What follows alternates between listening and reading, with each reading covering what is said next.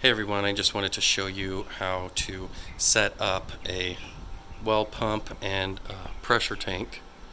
So I'm just kind of dry fitting everything just to give you guys an idea of what to do, because this setup, if I'm going to go through a well company, I'm going to pay about $2,500. This pump I won at an auction for about 60 bucks, and then this tank I just bought it at Home Depot. I think it was 400 or something.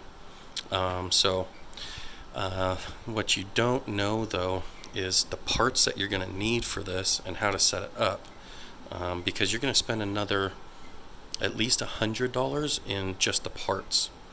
So let me break this down for you and show you what all I got, so it makes a little bit more sense. Now underneath here is your connection for this T. Now this T by itself has all the ports that you're going to need to be able to set this up and do it pretty cleanly. You don't have to buy this. You can buy all the different parts, but you're also creating a lot more possible leaks. But basically, you want to get this T. You can get that at any big box store.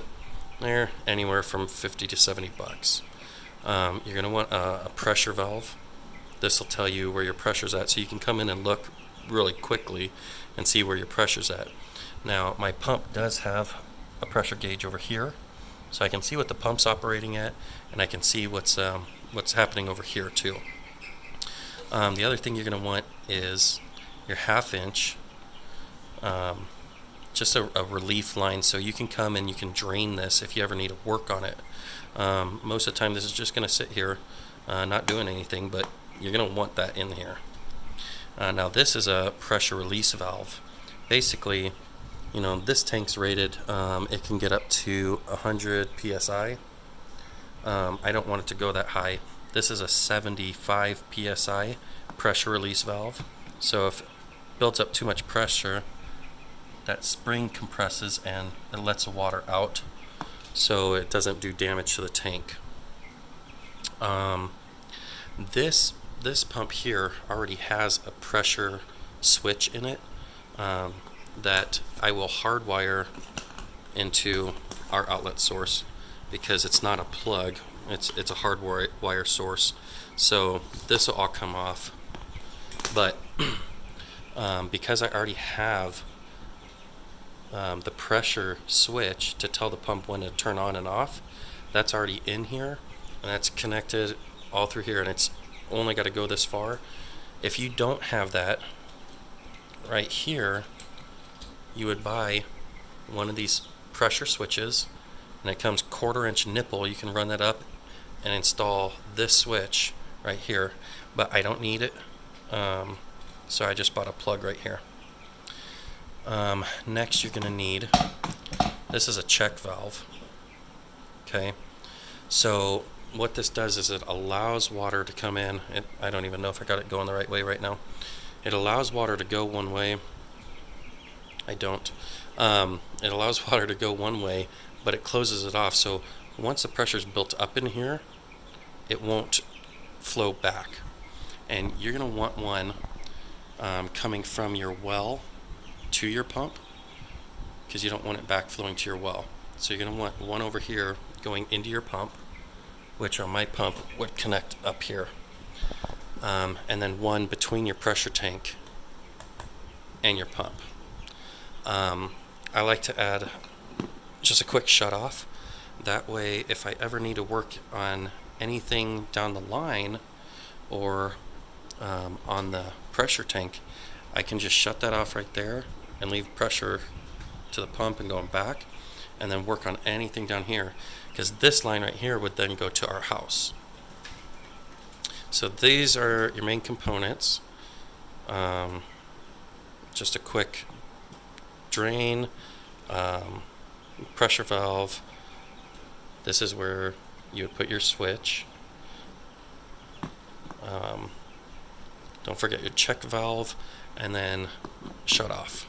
So I'll have a piece of pipe going in between here, and this guy will work up the tank and then kind of over, and that's basically all it is. But it's really not hard. You can use Teflon for all these fittings. And I also got some glue here. Or you can use pipe dope for any of these threaded fittings. That works really good. It's really fast. It's just a little bit more messy. But this is the basic setup. And all these things here, they're going to run you, you know, 100, 120 bucks. I did get some 1-inch pipe also to go in between all these fittings so I can hook all this up. But this is the gist of it, and that's really all you need in order to hook this up. And then from there, there's nothing electronic about this. There's water or air pressurized, and that comes already pressurized. You'll want to check that just to make sure. My pump, it's only going to do 30 to 50 psi. So I'll want to put a pressure gauge up here and make sure that that'd be set at 28 psi. You always want to go 2 psi lower than your turn on point for your pump. But this is already pressurized, and I read it. I think it's for 38 psi. So it's set for a 40 to 60 switch, but mine's 30 to 50. So I'll lower the pressure in there. So you can put a gauge up here to test that, and then you can keep one up there. You could hook one up there too. But all this is pressurized air, and then water fills up and builds up pressure, and then it goes out.